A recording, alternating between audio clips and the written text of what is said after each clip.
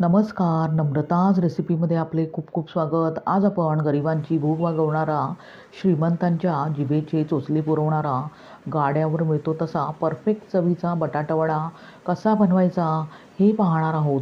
बटाटावडा बनवताना परफेक्ट भाजी कशी बनवायची, तसेच बटाटावड्यासाठी परफेक्ट बॅटर कसे बनवायचे, हे सर्व भरपूर टिप्ससहित सोप्या पद्धतीने मी इथे ह्या व्हिडिओमध्ये शेअर केले आहे.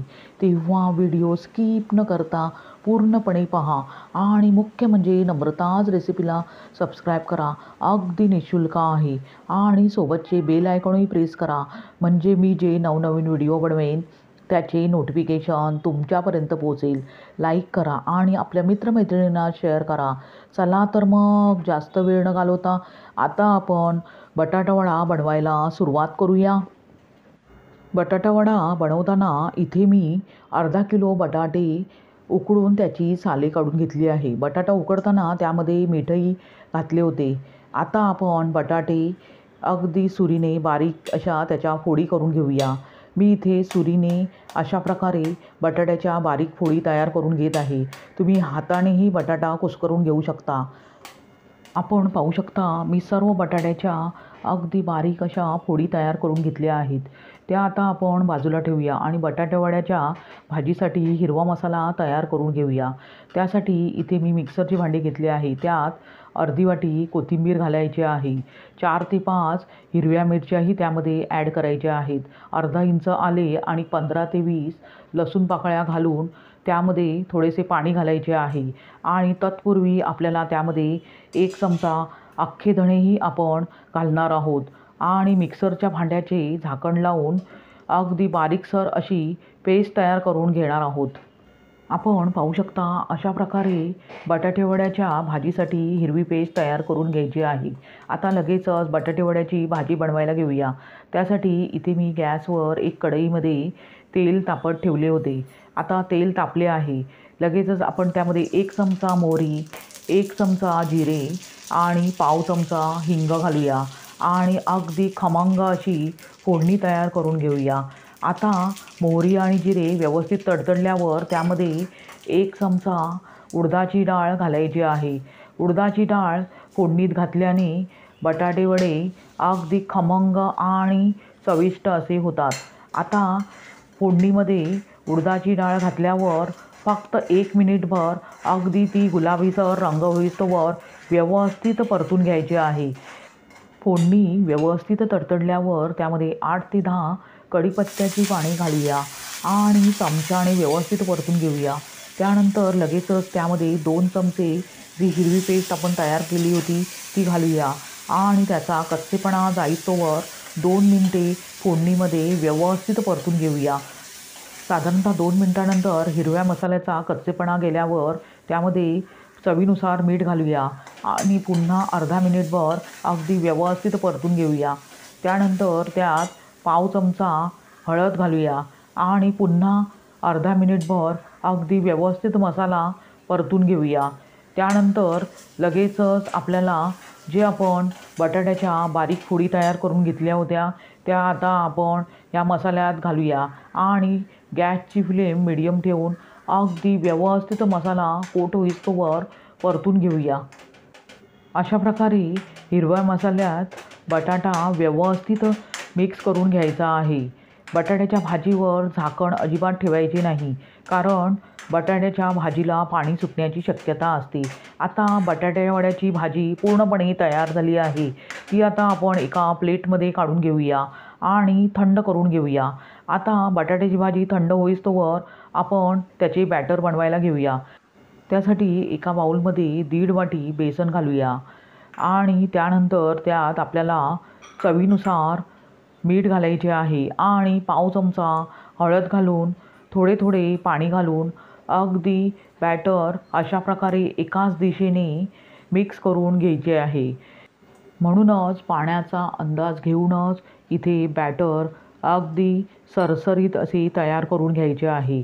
बॅटर बनवताना अशा प्रकारे अगदी एकाच दिशेने अगदी व्यवस्थित मिक्स करून घ्यायचे आहे. आपण पाहू शकता अशा प्रकारे बॅटरला कन्सिस्टन्सी आली पाहिजे आता त्यावर आपण झाकण ठेवून हे बॅटर साधारणतः 5 ते 7 मिनिटे रेस्ट करण्यास ठेवूया, म्हणजे त्यामधील सर्व जिन्नस अगदी व्यवस्थित एकजीव होतील. आता बॅटर रेस्ट होईस्तोवर आपण बटाट्या वड्यासाठी जे भाजी तयार करून घेतली होती त्याची अशा प्रकारे मीडियम साईजचे गोळे तयार करून घेऊया. मी इथे मीडियम साईजचे गोळे तयार करून घेत आहे. तुम्ही तुम्हाला हव्या त्या साईजमध्ये बटाट्या वड्यासाठी अशा प्रकारे गोळे तयार करून घेऊ शकता. अशाच प्रकारे राहिलेले गोळेही मी बनवून घेत आहे. आपण पाहू शकता मी सर्व गोळे तयार करून घेतले आहेत. ते आता आपण बाजूला ठेवूया. साधारणतः 5 मिनिटानंतर आपण पाहू शकता बटाट्या वड्याचे बॅटर अगदी व्यवस्थित रेस्ट झाले आहे. आता त्यात आपण अर्धा चमचा बेकिंग पावडर घालायची आहे. इथे मी बॅटरमध्ये बेकिंग पावडरचा वापर करत आहे. जर सोडा असेल तर तुम्ही सोड्याचाही वापर करू शकता, पण सोडा जर बॅटरमध्ये जास्त पडला तर वड्यांचा रंग बदलतो आणि वडे तेलकट होतात. आता बटाट्या वड्यासाठीचे बॅटर पूर्णपणे तयार झाले आहे. लगेचच आपण बटाटे वडे बनवायला घेऊया. त्यासाठी इथे मी गॅसवर एका कढईत तेल तापत ठेवले आहे. आता तेल तापले आहे की नाही ते चेक करण्यासाठी त्यामध्ये बॅटरमधील थोडेसे आपल्याला चमच्याने अशा प्रकारे बॅटर तेलात सोडायचे आहे.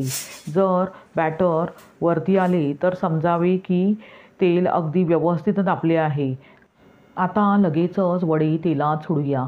त्यासाठी बॅटरमध्ये गोळे घोळवून चमच्याने बॅटर अगदी व्यवस्थित गोळ्याला लावून नंतर अशा प्रकारे तेलात सोडायचे आहे. अशा प्रकारे अगदी हलक्या हाताने बटाटे वडे व्यवस्थित तेलात सोडायचे आहे. चमच्याने अशा प्रकारे बटाटे वडे तेलात सोडल्यामुळे हात भाजण्याची शक्यता फारच कमी होते.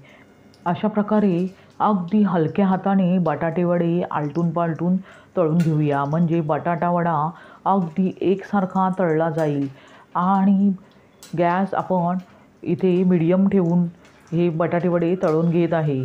आपण पाहू शकता किती परफेक्ट बटाटा वडा तयार झाला आहे.